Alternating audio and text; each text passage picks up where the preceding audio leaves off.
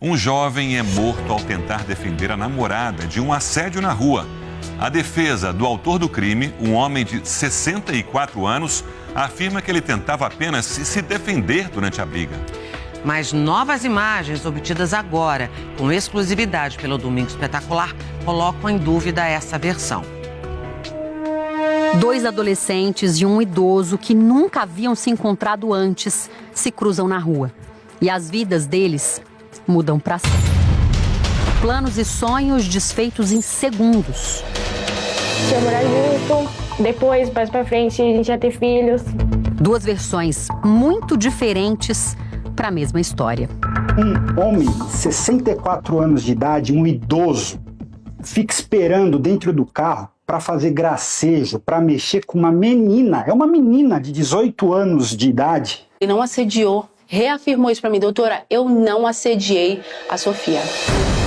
Um crime violento motivado por uma discussão banal. Antônio Tavares da Silva, um motorista de 65 anos, vai ao apartamento da filha e do genro pela manhã. Meu sogro, ele foi trocar uma cortina para nós e fazer um reparo nos fios que tinha lá na minha sala, que tinha queimado, né? Aí ficou faltando a furadeira para fazer outro furo. Aí ele falou, vou em casa buscar. De volta com os equipamentos, Antônio manobra e estaciona o carro na frente do prédio da filha. Enquanto isso, no alto do vídeo, Pedro Albieri, de 17 anos, sai pelo portão de casa com a namorada, Sofia, de 18. A gente tava saindo pra ir no mercado, decidindo se vai subir ou se vai descer. A dúvida dura alguns instantes, até que o jovem casal escolhe um caminho, descer a rua. Quando eu passo, o Antônio me olha, fala alguma coisa pra mim. Como eu tava falando, eu não ouvi o que ele falou pra mim. Aí o Pedro resolve me defender. Na altura do carro estacionado de Antônio, Pedro se vira como se tivesse ouvido alguma coisa do motorista. As imagens não revelam o teor da discussão. Quando o Antônio desce do carro, ele chama o Pedro para brigar. O motorista desce do carro com uma maleta e se volta para pegar um outro objeto que havia ficado dentro. Ele segue em direção ao casal de namorados e encara por alguns segundos o garoto. Em seguida, os dois parecem desistir da briga. Pedro se vira para descer, enquanto Antônio vai em direção ao prédio. Esta outra câmera mostra quando Antônio toca o interfone. Em poucos segundos, o portão é aberto. Antônio o empurra e começa a entrar. Quando ele interfonou, eu estava na sala com meu filho. Aí minha esposa pegou e ouviu um barulho, tipo, velho safado, seu lixo, vou te pegar. Pedro havia retornado. A discussão recomeça em frente à portaria. As imagens mostram o jovem bravo, tirando satisfação. Há troca de xingamentos. O adolescente parece ir embora, mas volta e joga uma pedra no idoso. Antônio se defende com a maleta e imediatamente dá um golpe com uma faca em Pedro. Na sequência, corre para o carro. Pedro se levanta, mas caminha cambaleando. Marcelo, genro de Antônio, sai do prédio. Como eu achei que era um assalto, que eu abri o portão, eu fui pra cima do Pedro, mas não pra agredir ele, nada. Eu falei, você é louco? Aí ele falou, não, ele tá mexendo com a minha mulher. Aí só que nessa parte eu vi que ele tava sangrando. Aí ele já perdeu a força. A namorada tenta amparar Pedro. Ele cai e ela sobe a rua correndo. Passa ao lado do carro de Antônio, que manobra já para fugir. Você não teve medo? Não. Não, porque ele estava deitado no chão todo sangrando. Pedro se levanta, ainda gesticula, mas cai, de joelhos. Marcelo tenta segurá-lo enquanto outras pessoas chegam para ajudar. O pai desce a rua correndo, se debruça sobre Pedro. Aí eu perguntei, Pedro, tá doendo? Aí ele falou, não, relaxa, pai, não tá doendo nada. Logo, a mãe chega desesperada ao ver o filho ferido no chão. Luciano sobe para buscar o carro da família. São segundos de agonia para todos. Abalada, muito.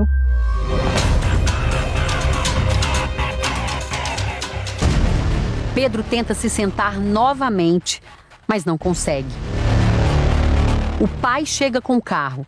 Marcelo, genro de Antônio, e um outro homem carregam o adolescente e o colocam no banco de trás. Eu passei os faróis, fui indo, sumindo. Desespero. Desespero, porque eu acho que chegando mais rápido ele poderia sobreviver ainda, né? Aí levaram ele pra dentro, aí depois só ficamos sabendo da notícia. Tudo aconteceu num espaço de 30 metros em menos de 5 minutos. Uma história dramática para duas famílias comuns, de gente trabalhadora.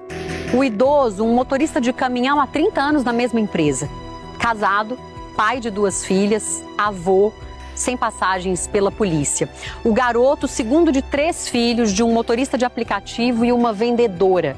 Querido, apaixonado, com um futuro pela frente, um sofrimento para todo mundo. A família de Pedro ainda está em choque com a morte repentina e brutal do adolescente. Parece que ele vai entrar pela porta como ele entrava brincando com a gente, entendeu? Que ele era muito brincalhão. Então ele era uma pessoa muito querida, muito. Tanto por nós, familiares, pelos amigos. Antônio ficou foragido por 41 dias. Antes de se entregar à polícia, se disse arrependido. Pedirei e peço perdão, entendeu? Pelo que aconteceu. Porque eu não podia, eu só me defendi, entendeu? Só me defendi, eu pedia perdão para eles. A mãe de Pedro diz que não perdoa Antônio. Por ele ser um homem mais vivido, mais velho, ele tinha, com toda certeza, a possibilidade de ter parado com isso, né?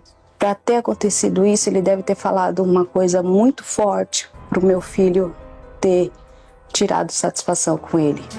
O advogado? A advogada de defesa nega que o idoso tenha assediado a adolescente. Ele desceu do seu veículo, momento em que o falecido Pedro começou a xingá-lo.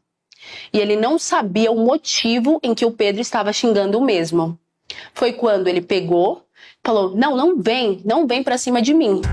A advogada alega que Pedro pode ter se confundido.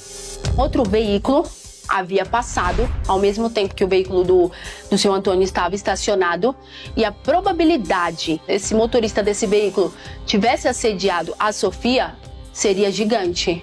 Mas o meu cliente, ele não assediou a Sofia. Independentemente dessa situação, se assediou, se falou um palavrão, se deu uma cantada, o que importa na justiça e o que vai ser levado ao tribunal do júri é a conduta praticada após, eventualmente, uma palavra, um assédio ou até um xingamento. Sobre a facada, a advogada de Antônio afirma que o cliente agiu em legítima defesa. Ele até me informou, doutora, eu não sabia se essa pedra poderia acertar a minha cabeça. Sou uma pessoa idosa. Então, uma pedra, se acertasse em mim, eu que poderia, sim, morrer. A legítima defesa ali, ela teria que se dar no limite de repelir o ataque que ele sofreu. Ele não pode focar em agredir a pessoa a mais do que o necessário para se desvencilhar da situação. Já os advogados da família dizem que Antônio tinha outras formas de se defender. A hora que abriu o portão, se ele entrasse, ele falou, olha, o menino estaria no portão, agredindo, jogando uma pedra, liga pra polícia, olha, tem uma pessoa que... Acabou a briga. Os dois, um não estaria preso e o outro estaria com a família. Ele me informa, doutora, eu nem percebi que o portão estava aberto. Porque se eu tivesse percebido, eu tinha entrado na casa da minha filha e evitado essa fatalidade. A desembargadora Ivana Davi analisou as imagens. Para ela, dificilmente a defesa de Antônio vai conseguir convencer a justiça da inocência dele. Porque você pode dar uma facada no braço, você pode dar uma facada na perna, agora uma facada na região, né, do coração, mostra para aquele que está julgando, né, uma vontade de matar. Antônio está preso preventivamente. Ele é acusado de homicídio qualificado por motivo fútil e meio cruel. Ele teve a opção de ter ido embora. Poderia não ter pegado uma faca. Mudou tudo, literalmente tudo na minha vida.